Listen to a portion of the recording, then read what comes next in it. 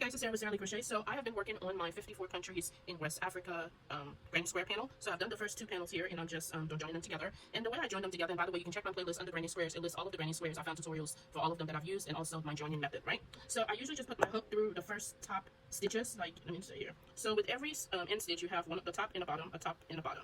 So I just go ahead and pass through the top of both, okay, like so. And then I will put my yarn through and pull it through, okay? And I'll leave that tail. We'll work that in later. Sorry, it's always a little bit, let me try. Sometimes it's better to do the loop. Let's try it that way, right? So you can do it either way. I think the bigger the project, the loop is better. So I just pass it through, and then I pull it through both, okay? So that kind of starts it out. I'll get that short yarn out of the way, and I will just start from now, just go into the next top loop of this side, and then go into the next top loop of this side, and then do my yarn over and pull it through. Go to the next top loop on this side, and then the next top loop on this side, pull my yarn and pull it over. You want to be pretty loose about this. Don't do it super tight. And because some of your granny squares may be longer than others, you want to keep a real close eye on making sure those end matches, and because you may have to do some adjustments if they don't. But just be really loose about it. So I'm grabbing the next one.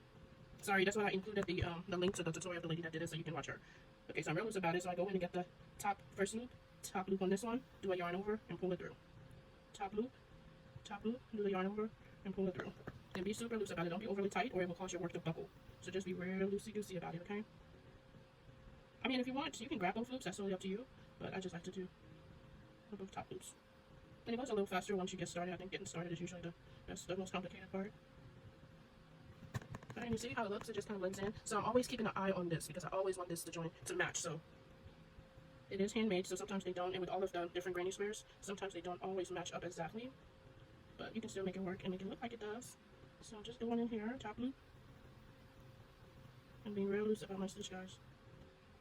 This is the same method I use to join every square. It just works for me. And I'm getting close up to this part. I just want to evaluate it, make sure everything looks as close as possible. And I'm going in the next top loop.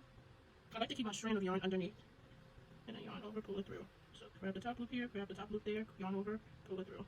Top loop, pull it through, okay? Just again, making sure everything is looking good.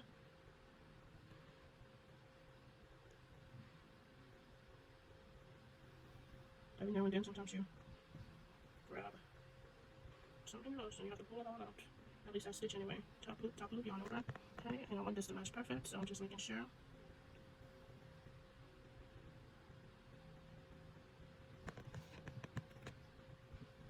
Okay. Don't forget to keep your stitches real loose. Don't go very tight on it, or it will cause your work to bunch up. Okay, do a last little evaluation here, because I'm about to pass that area.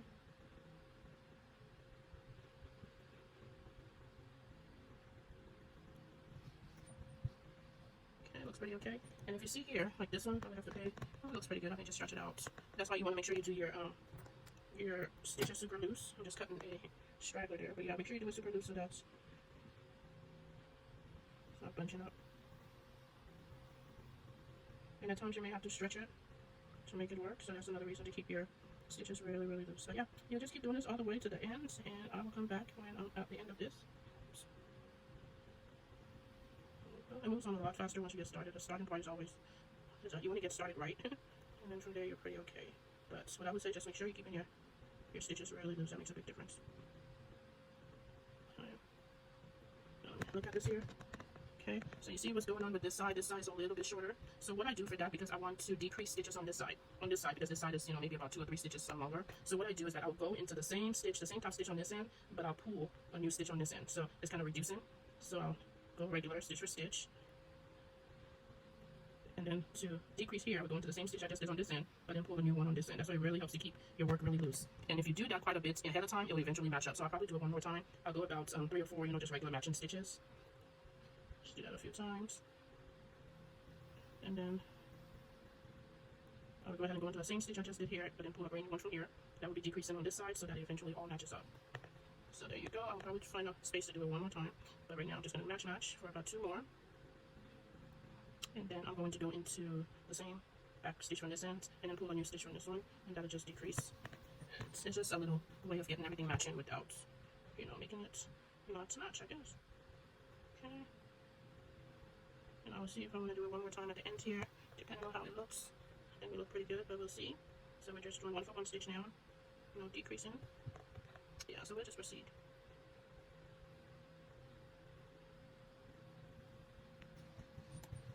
that's how it looks. You can't tell that I did any decreasing or anything like that. You just see everything looking even. Thanks guys, I will continue to work until the end. I love the way this is turning out. It's really vibrant. And on the second panel, I include a photo of, I have 54 total to do, so I have 12 right now, and I'm joining them as I go. Thanks guys.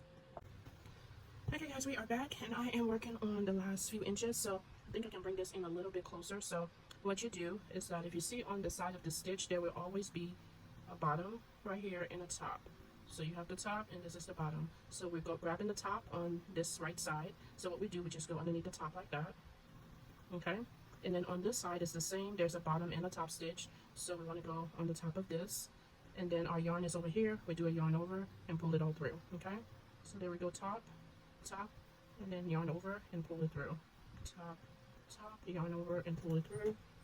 For me, it goes better when I do this flats. So yeah. Just wrap that top and keep your stitch again. Keep it loose because you don't want your work to buckle on you.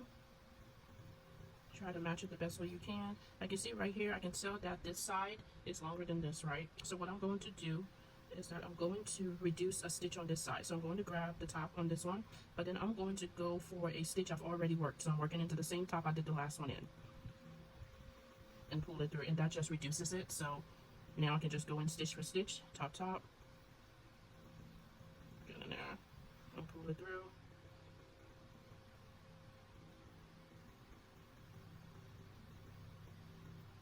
That's a straggler. I'm not sewing in my ends until later.